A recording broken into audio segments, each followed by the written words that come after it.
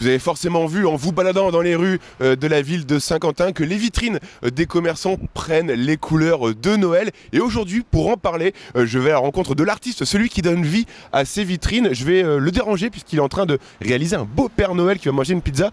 Georges, je vais t'embêter quelques instants. Bonjour. Bon, qu'est-ce que tu fais? Alors, bon bah j'embellis les vitrines, si je puis me permettre, hein, sans prétention, pour leur donner des couleurs de Noël. Comment cette idée est venue? Comment elle a germé dans ta tête pour te dire tiens, je vais donner vie à ces vitrines lors des fêtes de fin d'année? Et en fait, je suis originaire de Soissons, et à Soissons, il y avait un gars qui... alors, je ne voyais que le vitrine, jamais lui en train de travailler, et j'adorais ce qu'il faisait. Et je me suis dit, bah tiens, je dessine, pourquoi pas moi. Et donc j'ai essayé, et de fil en aiguille, je me suis un petit peu formé, un peu sur le tard, en allant prospecter tout d'abord. Et au fur et à mesure, les gens venant, voyant ce que je fais, ça leur plaisait. Donc de fil en aiguille, j'ai eu une certaine clientèle. Et justement, autodidacte ou on a pris quelques cours pour réaliser ces magnifiques dessins que tu réalises sur les vitrines? Oh, totalement autodidacte en fait. Bien que j'ai fait les beaux-arts, on ne nous apprend pas à peindre sur des vitrines. Donc voilà, bon, il suffit un peu d'entraînement, hein, on peut faire ça chez soi, s'entraîner sur sa fenêtre. Et puis voilà quoi. Et donc, alors aujourd'hui, tu te balades dans les rues de Saint-Quentin parce que les commerçants font appel à ta créativité pour embellir. Tout à fait. En fait, ouais, quand ils me voient travailler, et si ça leur plaît, ils me demandent pour leur propre commerce en fait. On s'adapte forcément parce qu'on va pas faire le même dessin pour un opticien ou pour un vendeur de pizza. Non, c'est alors oui, tout à fait. On s'adapte, voilà, on s'adapte même à la vitrine, donc aux publicités. Voilà, il y a vraiment, voilà, c'est du direct live, c'est quasiment de l'improvisation. Ouais, justement, c'était ma question suivante. D'où ta créativité et l'originalité, d'où elles viennent? C'est vraiment, comme tu le dis, de l'impro ou tu y réfléchis un petit peu avant de venir? Alors, au départ, il m'est arrivé de faire des esquisses, des essais, de réfléchir un petit peu à ce que je devais faire. Et en fait, ça ne fonctionnait pas quand j'arrivais sur le truc, sur la vitrine. Ça ne fonctionnait pas forcément. Donc j'arrive, en grande majorité, c'est de l'improvisation. Alors, la technique que tu utilises, la peinture, la technique, quelles sont-elles? C'est de l'acrylique. De l'acrylique et des pinceaux, pardon, des feutres, voilà, des feutres acryliques également. Alors cette vitrine-là qu'on est en train de voir sur les images de Jérôme aujourd'hui, combien de temps ça te prend pour la terminer? Ça varie en fonction de la météo, notamment. Et voilà, comme je suis très bavard, je suis régulièrement questionné par des gens qui s'interrogent, quoi. Et donc ça fait partie, je dirais, du spectacle en fait. J'aime bien parler avec les gens, ça ne me dérange pas du tout.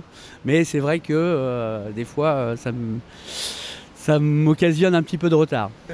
Les commerçants, est-ce qu'ils te donnent des directives ou à chaque fois c'est vas-y Georges, tu as carte blanche? C'est très rare, c'est très rare qu'ils me donnent des directives. Oui, ils m'apportent des suggestions, mais jamais de... Voilà, ils me laissent carte blanche en grande majorité. Ouais. Bon, à l'heure actuelle, on en a à combien de vitrines embellies pour ces belles fêtes de fin d'année qui arrivent à grands pas? Oh, une bonne dizaine environ, ouais. Et donc, comme je disais, en fonction de la météo, quand la pluie, oui, voilà, elle fait des petits mouchetis sur la peinture fraîche, c'est assez désagréable. Et en plus, il arrive que des grosses gouttes tombent sur la palette, ce qui fait que des fois, ça fait des splashes sur la vitrine, c'est assez désagréable. Tout à l'heure, tu en parlais, tu disais que c'était un spectacle, parce que forcément, les gens s'arrêtent pour te questionner, pour te dire c'est beau, on aime bien. En fait, t'apportes un peu de gaieté aux gens aussi. Bah oui, c'est sans prétention. C'est assez rigolo ce que ça suscite. Et en ces temps un peu anxiogènes, on va dire, ça fait pas de mal. Bon, forcément, après les fêtes de Noël, il faut effacer tout ça à contre-cœur à chaque fois, forcément. Oui, oui, tout à fait. Très souvent, les gens m'appellent ou sinon font appel au laveur de carreaux. Bon, qui en bave un petit peu parce que des fois je mets un peu de matière. Sinon, on enlève ça avec une lame, tout simplement. À chaque vitrine que tu réalises, est-ce que tu immortalises un petit peu ce que tu as fait? Est-ce que tu as un book de toutes tes créations au fur et à mesure des années? Alors, il m'arrive de terminer à la tombée de la nuit. Donc des fois, les photos sont très difficiles. Il faut que je repasse le lendemain, éventuellement, plein jour. Oui, j'ai pas beaucoup de photos de ce que je fais, mais je fais des efforts quand même pour avoir un book. Sinon, mais en fait, les gens me demandent jamais de présentation. C'est assez curieux. Voilà. J'arrive quand même à prendre quelques photos, à en mettre sur ma page Facebook. Et les gens le voient, mais c'est jamais actualisé, quoi. Ou très, très peu. Merci beaucoup en tout cas Georges, on va te laisser continuer à finir ce magnifique Père Noël, un peu gourmand d'ailleurs, et on aura forcément l'occasion de te recroiser dans les rues de Saint-Quentin parce qu'il te reste encore quelques vitrines à faire. Oui, on m'en demande tous les jours en ce moment, donc je vais essayer de gérer et d'honorer mes contrats. Et d'être à l'heure comme le Père Noël. Merci beaucoup Georges, et n'hésitez pas à vous arrêter discuter parce que Georges est quelqu'un de très bavard et il partagera forcément avec vous son bonheur sur ces belles vitrines de Noël qu'il nous met en peinture et en lumière.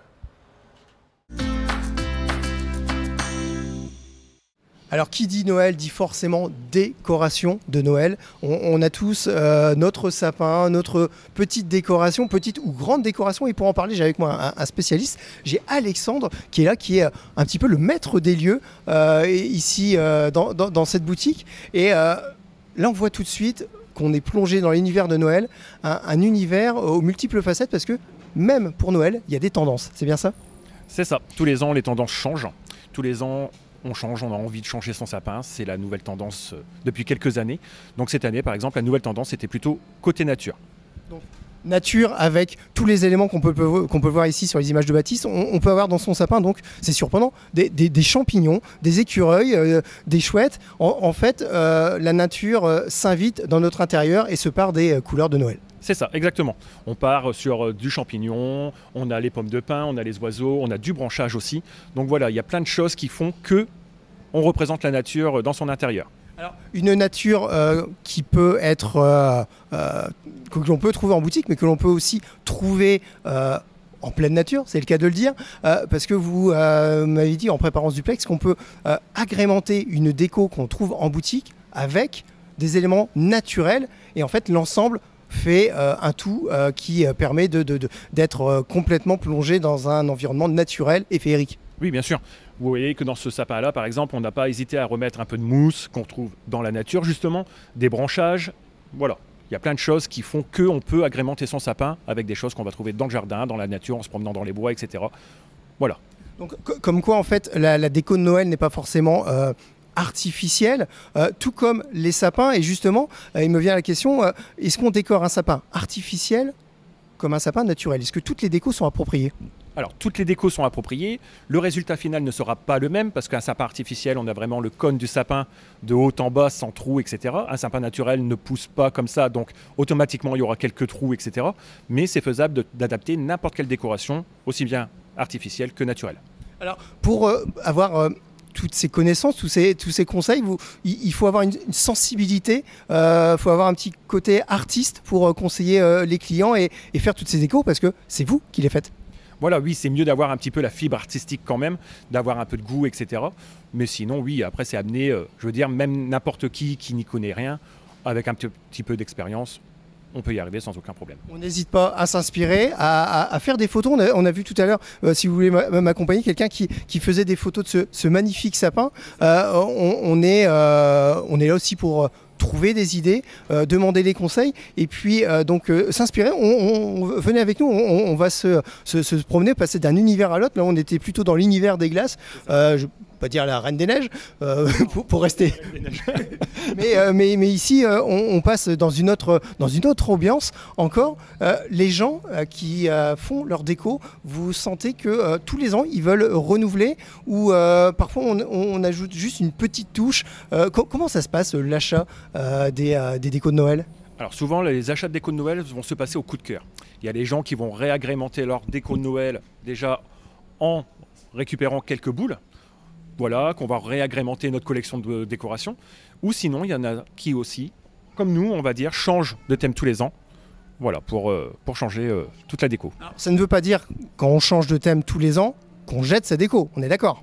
Non, on jette rien du tout, parce que cette année, on l'a peut-être fait bleu et blanc, mais l'année prochaine, on voudra peut-être le faire rouge et jaune. Il y a une notion de durabilité, mais sur du moyen terme. On va dire qu'on met momentanément une déco de côté pour la ressortir peut-être quelques années plus tard et se dire ah oui tiens en fait ça c'était la déco quand voilà on a des souvenirs qui sont attachés quoi. Oui, bien sûr. C'est vrai qu'il y a quelques années, le sapin, on va dire n'importe quelle décoration qu'on avait à la maison, on sortait tout et on mettait tout sur le sapin. Donc le sapin était vraiment multicolore. Maintenant, la tendance veut que le sapin ait un thème aussi qui fait partie d'un élément de déco à part entière de l'intérieur. Alors moi j'ai plein de souvenirs associés au sapin. Est-ce que la guirlande scintillante est encore un peu à la mode ? Parce que là j'en vois pas spécialement. Vous savez la guirlande qui fait un peu des froufrous. Alors nous, dans nos sapins de thème, il n'y en a pas du tout. Après, elle a encore un très grand succès. Malgré qu'elle a des années derrière elle, mais elle a quand même un grand succès. Alors comme quoi il y a des indémodables. C'est ça. Nous, on s'en sert pas dans nos sapins, mais on va s'en servir pour nos décorations à côté en fait. Alors justement, pour continuer sur la décoration et pour aborder plus le côté matière utilisée, on a parlé qu'on pouvait agrémenter sa décoration avec de véritables éléments naturels. Est-ce qu'on est forcément pour le reste sur du tout plastique ? Non. Nous, on a des boules en plastique, bien sûr, mais la plupart de nos décorations sont en verre. D'accord, donc qui veut dire peut-être un peu plus fragile. C'est ça. Oui, il faut faire plus attention, on va dire. Donc on en prend plus soin. Exactement. Alors on va continuer un peu cette découverte de la déco avec une petite mise en scène d'un univers féerique. Tout cela contribue à donner la magie de Noël, bien évidemment, mais aussi à susciter des envies de décoration. Il y a des gens qui viennent peut-être avec une petite idée qui finalement se disent « Allez, soyons fous, faisons plus grand ».